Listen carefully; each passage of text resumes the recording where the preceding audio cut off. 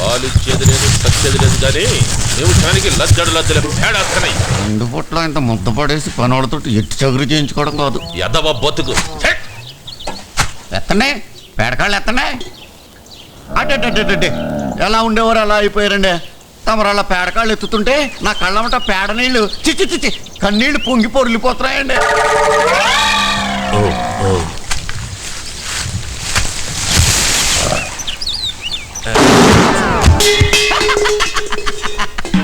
పళ్ళు ఏమన్నా ఉండియండి. ఏం చేద్దామండి, హెల్పింగ్ చేద్దామంటే 30 కరోనా దెబ్బలు 30 రోజులు గ్రామ బహిష్కారం. అయినా పాలు పిండడం చేతకనోడు గేదెలు ఎందుకు చెప్పండి, పొలం పనులు చేతకనోడికి 2 ఎకరాల పొలం ఎందుకండి. అనవసరంగా పేడ వేస్ట్ చేశారండి. గోడకేసి కుడితే పిడకన్నా వచ్చేది. ఫ్రెష్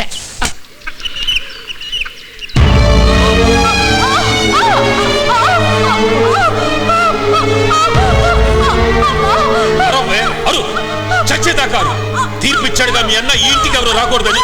మంత్రసాని కూడా రాదు. అరు పులిమేర దాటి వాడి చెవులకు వినిపించేలా.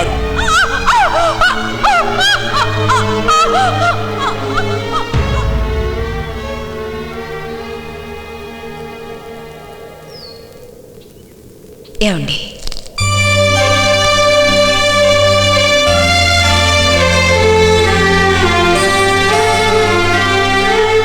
నా చెల్లెలు తొలిచూలు కాన్పుకి ఇంటికి తీసుకొచ్చి ఘనంగా వేడికి చేద్దాం అనుకున్నాను. కనీసం చెల్లెలతో మాట్లాడడానికి కూడా వీలు లేకుండా చేశాడు ఆ దేవుడు. మీరు చేయాల్సింది మీరు చేశారు. అందుకే శిక్ష వాళ్లకు విధించి ఫలితం నేను అనుభవిస్తున్నాను. బాధపడకండి. తప్పదు భువనేశ్వరి. బిడ్డకు జన్మనివ్వాలంటే తల్లి పురిటి నొప్పులు భరించాలి. న్యాయాన్ని కాపాడాలంటే కష్టాలని కన్నీళ్ళని సహించాలి.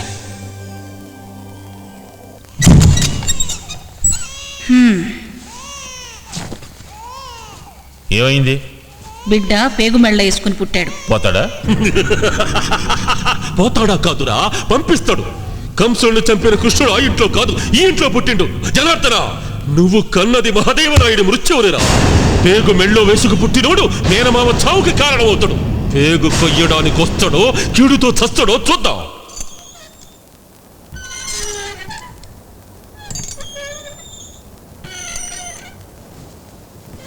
శాస్త్రాలు ఏం చెప్పినా తమ్ముడు మాత్రం ఆ గడప తొక్కడానికి వీల్లేదు భువనేశ్వరి. పంతులు గారు ఆయన కీడని చెప్పారుగా. ఇప్పుడు కొత్తగా వచ్చే కీడే ఉంది. ఆ ఇంటి వాళ్ళు ఎప్పుడు మహాదేవుడు కీడేగా కోరుకునేది. వెళ్ళకపోతే తన తీర్పుకు తనే మొదటి ముద్దాయినవుతానని భయపడి వెళ్ళలేదనుకుంటారు. వెళితే అవకాశం కోసం ఎదురు చూసేవాళ్ళు మహాదేవుడి ప్రాణాలతో వదిలిపెడతారా?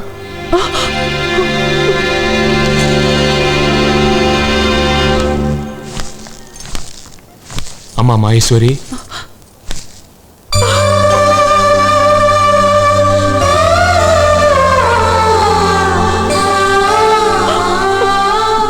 వెళ్ళిపోతున్నావేంటమ్మా? నువ్వు కలకాలం చల్లగా ఉండాలన్నయ్యా. నీ ఇంటికొస్తే ఉండనని అనుమానమా? నేను ఏ జన్మలో ఏ పాపం చేశానో, ఏ జన్మలో నాకు ఈ శిక్ష విధించాడా దేవుడు. దేవుడు లాంటి నాన్నకు కీడు కలిగించే నష్టజాతకుడికి తల్లిని చేశాడు.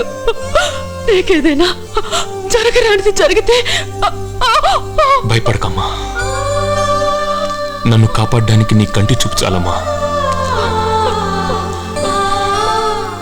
నువ్వు నా చెల్లెలు కాదమ్మా, ఆ రూపంలో ఉన్న మా అమ్మ. వస్తానమ్మా, నీకోసం వస్తాం.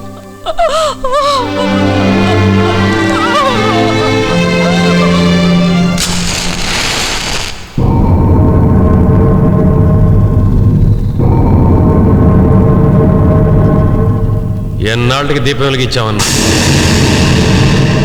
ఆడ దీపం ఆరబోతుందిరా, అందుకే ఈడ దీపం వెలిగించాం.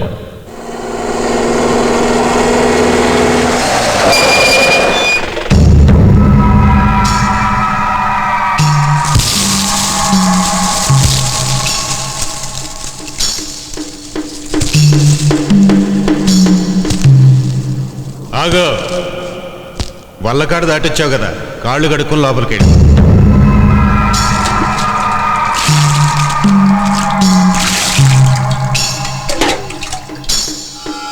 నమస్తే.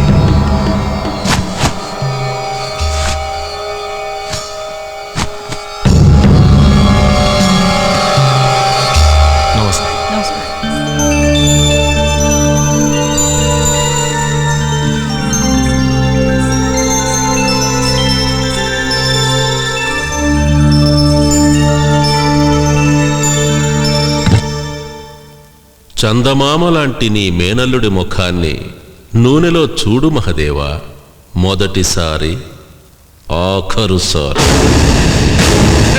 అదే మళ్ళీ మళ్ళీ మా గడప తొక్కుతావా, ఈ ముఖాలు చూస్తావా?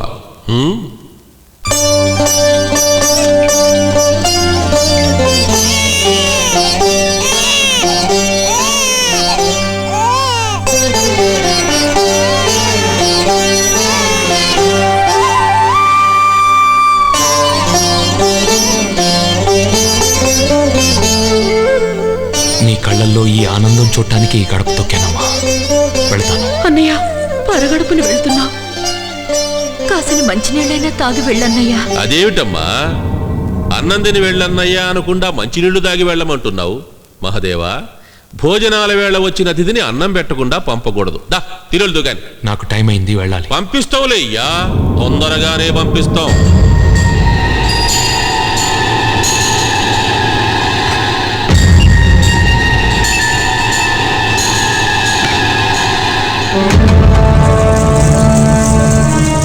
ముద్దపప్పు అంటే మీ అన్నయ్యకి ఇష్టం చేసావుగా, బాగా నెయ్యేసి నీ చేత్తోనే తినిపించుందా? వడ్డించు.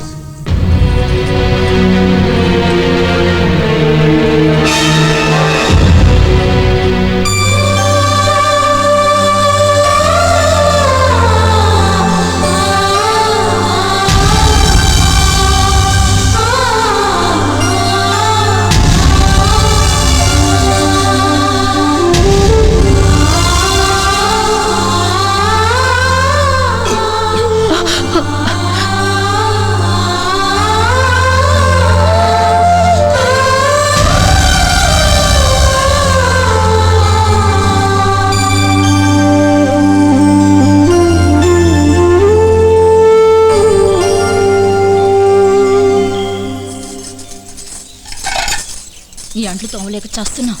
నీ అన్ని ఇచ్చిన దిక్కుమాలను తీర్పు వల్లే మాకు ఎంగిలి పళ్ళాలు కడగాల్సిన కర్మ వచ్చిందమ్మా. ఇదేంటక్క, ఇంటికొచ్చిన ఆయనతో పప్పన్నం తినిపించి ఇంట్లో అన్నదమ్ములందరూ పని కట్టుకుని ముద్దపప్పు వదిలేశారేంటి? ఇది కూడా నువ్వే తినవే.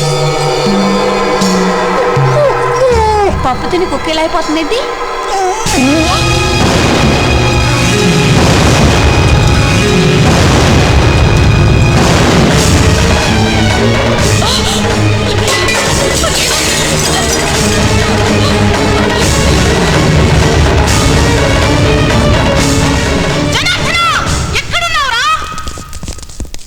మహాదేవరాయుడికి విషం పెట్టిన సంగతి ఈ పెళ్ళానికి తెలిసిపోయిందిరా.